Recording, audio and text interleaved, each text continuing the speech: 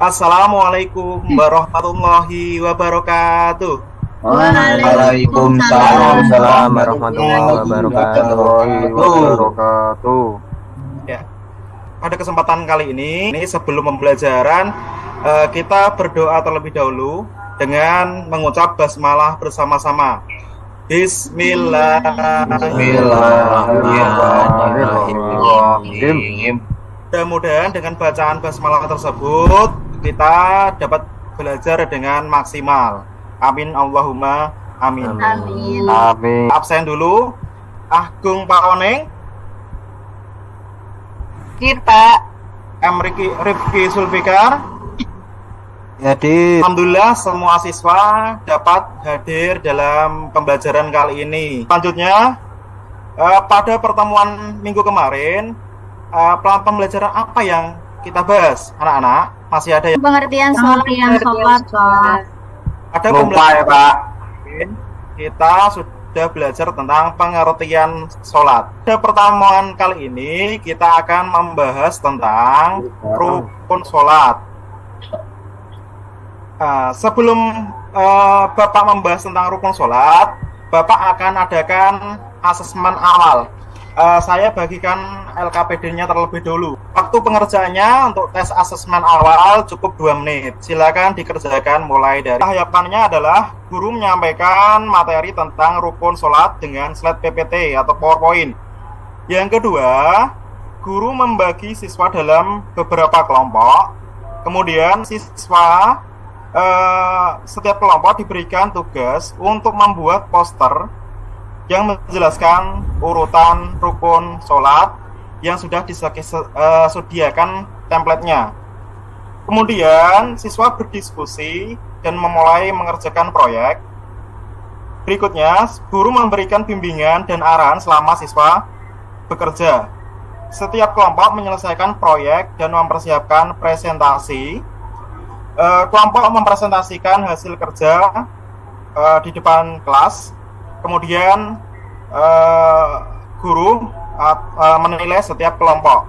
Yang kita bahas pada pertemuan kali ini, apa itu rukun sholat? Kira-kira apa ya? Coba kita lihat. Pengertian rukun sholat adalah komponen-komponen yang wajib ada dalam pelaksanaan sholat. Jika salah satu rukun ditinggalkan atau tidak dapat dilakukan dengan benar, maka sholat menjadi tidak sah. Adapun terdapat 13 rukun sholat yang harus dipenuhi. Kira-kira anak-anak di rumah sudah pernah melakukan sholat belum? Sudah, Pak. Ya. Sudah, Pak. alhamdulillah. Sudah, Pak. Ada bolong-bolong. Kali dalam satu hari? 5 kali. 5 kali. Wajib ada berapa kali dalam 5 kali? Pak. Di sini terdapat 13 rukun sholat yang harus dipenuhi. Di antaranya 1, yaitu niat. Niat adalah tekad dalam hati untuk melaksanakan sholat karena Allah Subhanahu wa Ta'ala. Rukun sholat yang kedua yaitu berdiri jika mampu. Yaitu berdiri tegak merupakan rukun bagi orang yang mampu melakukannya. Penjelasannya, bagi yang tidak mampu atau yang orang sedang sakit, tidak diwajibkan untuk berdiri. Boleh sambil duduk, kalau duduk tidak bisa, sambil berbaring. Salam adalah mengucapkan Assalamualaikum warahmatullahi wabarakatuh. Terus tengok ke samping kanan, terus samping kiri. Tertib berarti melaksanakan rukun-rukun sholat secara berurutan. Jadi sholat itu tidak boleh kok tiba-tiba rukuk dulu atau sujud dulu, tidak boleh. Harus sesuai dengan tahapan yang benar. Ketika tahapannya salah, maka sholatnya tidak sah. Maka dari itu kita semua harus melaksanakan sholat dengan tertib atau sesuai dengan rukun-rukun. Kita buat beberapa kelompok, yaitu ada 4 kelompok. Kelompok 1 nanti beranggotakan Agung Pawening, M. Rifki, Muhammad Mahfud, dan Malaila. Kelompok 4 Octaviana, Muhammad Gofani, Tri Sutrisno, dan Muhammad Nagara sesuaikan dengan kelompoknya masing-masing. Sudah sesuai tempat duduknya sesuai dengan kelompoknya, sudah? Sudah, Sudah Pak. Pak. Ya, Pak. Setelah itu, anak-anak mohon membuat poster tentang urutan rukun sholat. Itu sudah ada template-nya. Ini LKPD-nya, nanti membuatnya itu secara manual. LKPD ini saya berikan, tinggal nanti memasukkan urutan-urutannya saja. Sudah jelas? Ada yang tanyakan dalam diskusi kelompok ini dalam membuat project? Tidak, Pak. Tidak, Pak. Ya, oke, kita lanjut. Ya, saya beri waktu untuk mengerjakan project ini 5 menit ya.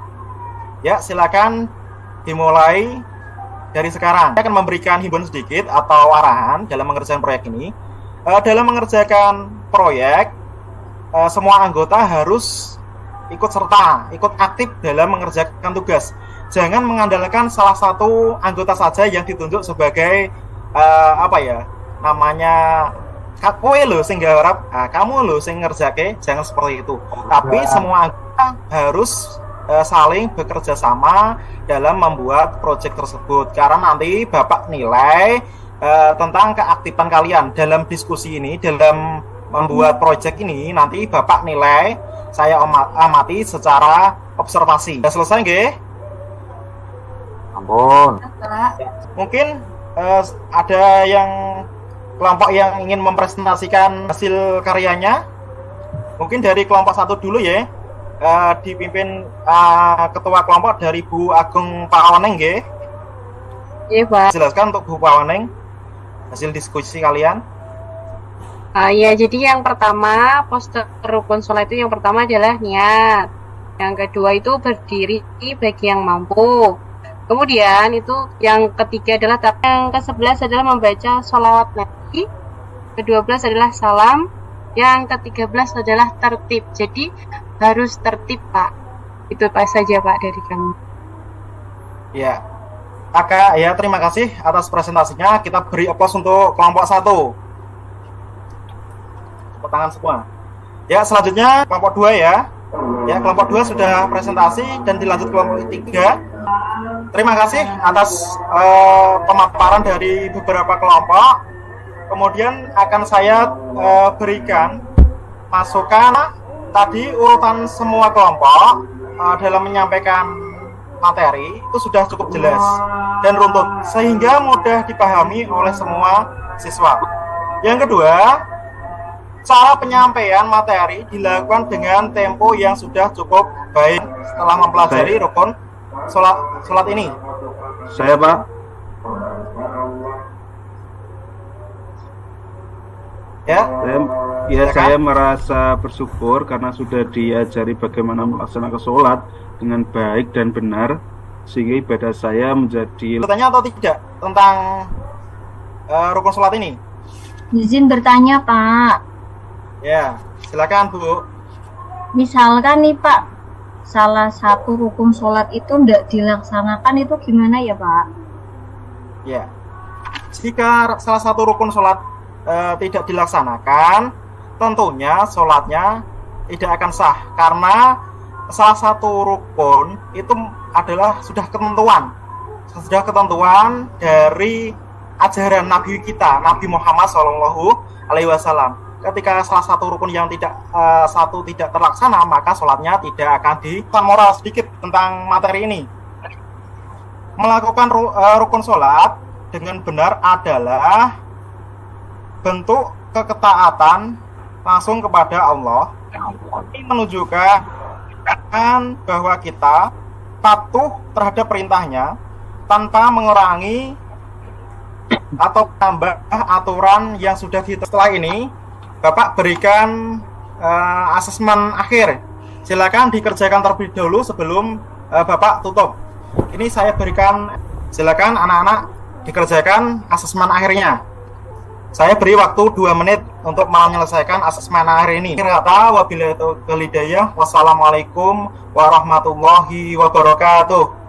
Waalaikumsalam. Waalaikumsalam warahmatullahi wabarakatuh. Terima kasih Pak.